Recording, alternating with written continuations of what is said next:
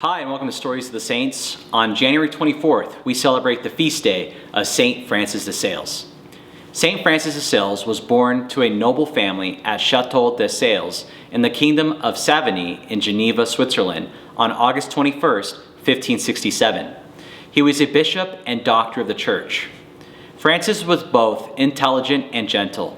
From a very early age, he desired to serve God. He knew for years he had a vocation to the priesthood, but kept it from his family. His father wanted him to enter a career in law and politics.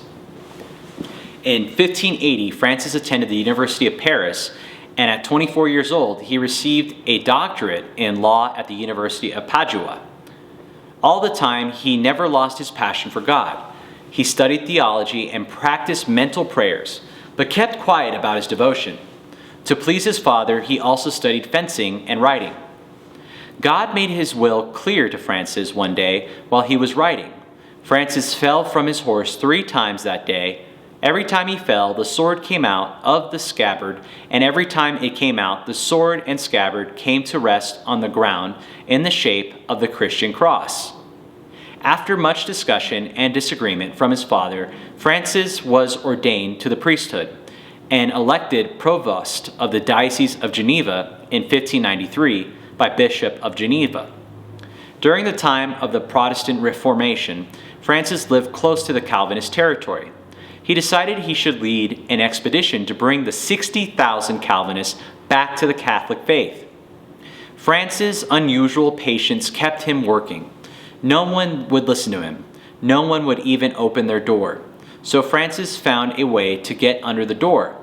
He wrote out a little pamphlet to explain the Catholic doctrine and slipped them under the door. This is one of the first records we have of religious tracts being used to communicate the true Catholic faith to people who had fallen away from the Church. The parents wouldn't come to him, so Francis went to the children. When the parents saw how kind he was as he played with the children, they began to talk to him. By the time Francis returned home, it is believed he brought 40,000 people to the Catholic Church. He forged wonderful alliances with Pope Clement VIII and Henry IV of France, and in 1601, Francis joined Henry IV on a diplomatic mission. He was to give Lenten sermons at the Chapel Royal. Henry grew attached to Francis and saw him as a rare bird, who was devout, knowledgeable, and a gentle man. In 1602, Bishop Grenier died and Francis was consecrated Bishop of Geneva. Although he continued to reside in Annecy, he only set foot in the city of Geneva twice.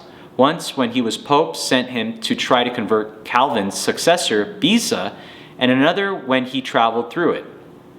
In 1604, Francis took one of the most important steps in his life, the step towards extraordinary holiness and mystical union with God. In Dijon, Francis saw a widow listening closer to his sermon, a woman he had seen already in a dream. Jeanne de Chantal was a dedicated Catholic Christian on her own, as Francis was, but it was only when they became friends that they began to become saints. Jane wanted him to take over her spiritual direction, but not surprisingly, Francis wanted to wait. I had to know fully what God himself wanted. I had to be sure that everything in this should be done as though he had a hand done in it. Jane was on a path to mystical union with God, and in directing her, Francis was compelled to follow her and become a mystic himself. Years after working with Jane, he made up his mind to form a new religious community. In 1610, he founded the Order of Visitations. Francis was overworked and often ill because of his constant load of preaching, visiting, and instruction, even catechizing a deaf man so he could take First Communion. He believed the first duty of a bishop was spiritual direction and wrote to Jane, "So many have come to me that I might serve them, leaving me no time to think of myself. However, I assure you that I do feel deep down within me, God be praised. For the truth is that this kind of work is infinitely profitable to me." For him, active work did not weaken his spiritual inner peace, but strengthen it. He gave spiritual direction to the most people through letters, which attested to his remarkable patience. I have more than 50 letters to answer. If I tried to hurry over it all, I would be lost. So I intend neither to hurry or to worry. This evening I shall answer as many as I can. Tomorrow I shall do the same, and so I shall go on until I have finished. During this time, it was wrongly thought that achieving real holiness of life was a task reserved only for the clergy and those in religious life, and not for laymen and women. In addition, that only contemplative lives, people who withdrew from active participation in the world, could really achieve holiness. Francis insisted that every Christian was called to holiness and sanctity, lived with their own state in life. In holding that belief, he reflected the teachings of Jesus and the early church fathers. Francis laid the groundwork for the teachings of the Second Vatican Council on what is called the universal call to holiness. It reaffirms the teachings of Jesus and the church, early church, that every baptized Christian is called to sanctity, no matter what their career or state in life. In every career and state in life, Christians can become more and more like Jesus Christ. That is, after all, what holiness really means. Francis gave spiritual direction to lay people who were living real lives and in the real world. He had proven with his own life that people could grow in holiness while involved in a very active occupation. He also recognized that Christian marriage and family life is itself a call to holiness. His most famous book, Introduction to the Devout Life, was written for ordinary lay people in 1608, not just the clergy and religious. Written originally as letters, it became an instant success all over Europe. Though some clergy rejected the notion that laymen and women could achieve holiness in their experiences for daily life, some tore it up because Francis encouraged dancing and jokes. For Francis, the love of God was like romantic love. He said the thoughts of those moved by natural human love are almost completely fastened on the beloved. Their hearts are filled with passion for it, and their mouths full of its praises. When it is gone, they express their feelings in letters, and can't pass by a tree without carving the names of their beloved in the bark. Thus, to those who love God can never stop thinking about him, longing for him, aspiring to him, and speaking about him. If they could, they would engrave the name of Jesus on the hearts of the humankind. The key to love of God was prayer. By turning your eyes on God in meditation, your whole soul will be filled with God. Begin all your prayers in the presence of God.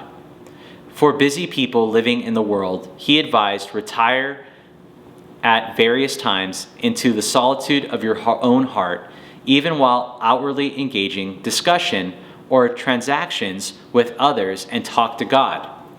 The test of prayers was a person's actions. To be an angel in prayer and a beast in one's relations with people is to go lame on both legs. He believed the worst sin was to judge someone or to gossip about them. Even if we say we do it out of love, we're still doing it to look better ourselves. We should be as gentle and forgiving with ourselves as we should be with others. As he became older and more ill, he said, I have to drive myself, but the more I try, the slower I go. He wanted to be a hermit, but he was more in demand than ever. The Pope needed him, then a princess, then Louis VIII. Now I really feel that I am only attached to the earth by one foot. He died on December 28, 1622, after giving a nun his last words of advice: humility. St. Francis de Sales was beatified on January 8, 1661, and canonized on April 19, 1665 by Pope Alexander VII. He is often featured with the heart of Jesus and a crown of thorns. In 1923, Pope Pius VI named St. Francis de Sales the patron saint of Catholic writers and the Catholic press because of the tract and books he wrote. Patron saint of death, journalists, adult education, and Sisters of St. Joseph. His feast day is celebrated on January 24th. If you like this video about St. Francis de Sales, please press the like button. And if you'd like to learn more about the saints, please feel free to subscribe to our YouTube channel. If you want to become a premium member and watch cinematic movies about the saints, all you have to do is go to ChristianChannel.com and support us by subscribing to our yearly streaming service on your smart TV. Thank you for watching, and God bless.